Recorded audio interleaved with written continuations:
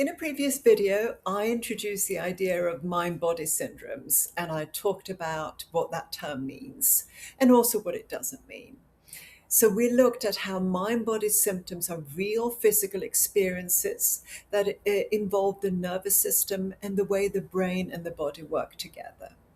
In this video, I want to go a step further and look at something that often feels confusing, and that is, how can real symptoms develop and persist even when there doesn't appear to be any ongoing damage or illness in the body?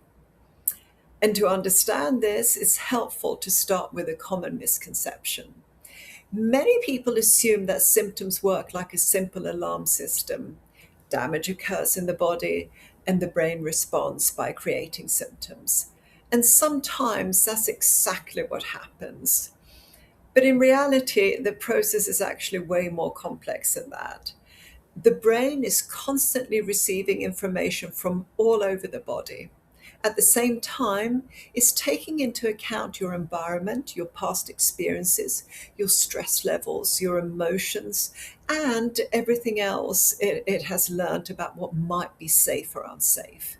So its job is not simply to detect damage, its job is also to protect you. And to do that, the brain is constantly making predictions about what is happening and what response might be needed. And sometimes that response is pain, sometimes it's fatigue, sometimes it's dizziness, nausea, muscle tension, digestive symptoms, or other physical sensations. So in other words, symptoms are not simply signals traveling from the body to the brain. They are experiences that the brain creates based on information available to it and how it interprets that information. Most of the time, this system works remarkably well. So, for example, if you touch a hot stove, pain helps protect you from injury. If you're ill, fatigue encourages you to rest and recover. So, these symptoms serve an important purpose. Now, the problem starts when the brain begins to overestimate danger. And when that happens, the alarm system can become more sensitive than it needs to be. The brain may start producing symptoms more easily, more intensely, or for longer than is helpful. Not because symptoms are imagined and not because the person's choosing them, but because the nervous system has learned that protection is needed. Now, this learning process is known as neuroplasticity. Neuroplasticity simply means that the brain is constantly changing and adapting based on experience. It's how we learn new skills, form new habits, and navigate the world. But the same process can also strengthen symptom pathways. The more frequently certain patterns are activated, the more automatic they can become. And over time, the brain can become increasingly efficient at producing symptoms, even when the original trigger has resolved. So for many people, symptoms begin with something physical, an injury, an illness, or maybe even a period of significant stress, perhaps, or a combination of factors. The original trigger is real, but sometimes the nervous system continues to respond long after the initial threat has passed. For others, symptoms may develop more gradually. Periods of chronic stress, for example, uncertainty, pressure, ongoing trauma, or some kind of emotional overload can all affect how safe the nervous system feels and how reactive it becomes over time. And again, this is not a conscious process. It happens automatically beneath awareness.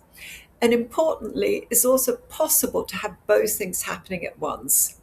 Someone may have an underlying medical condition while also having a sensitized nervous system that amplifies the overall experience of symptoms. So these are not mutually exclusive explanations. In fact, they often coexist. Now, part of the difficulty is that this isn't always well explained in healthcare. People are sometimes left feeling caught between two really unsatisfying explanations. Either that something serious is being missed or that they're being told nothing is wrong. And neither of those explanations fully captures what many people are actually experiencing. So, understanding the role of the brain and nervous system offers a very different perspective. It allows us to ask not only what is happening in the body, but also why is the nervous system continuing to sound the alarm? And that's important because if symptoms are being driven, at least in part, by learned patterns within the nervous system, then those patterns can also change. The brain is capable of learning danger, but it's also capable of learning safety. That doesn't mean symptoms disappear overnight, and it doesn't mean there's a simple solution often, but it does mean there is often more potential for change than people realize. Now, in my next video, I'm going to build on this discussion and look at something that can unintentionally keep symptoms going once they've developed. And that's the ways we naturally react to symptoms and how those reactions can sometimes reinforce the brain's danger signals. But for now, if any of this resonates, please hit the like button, subscribe, and share. And hopefully, I will see you in the next video. Thanks for watching.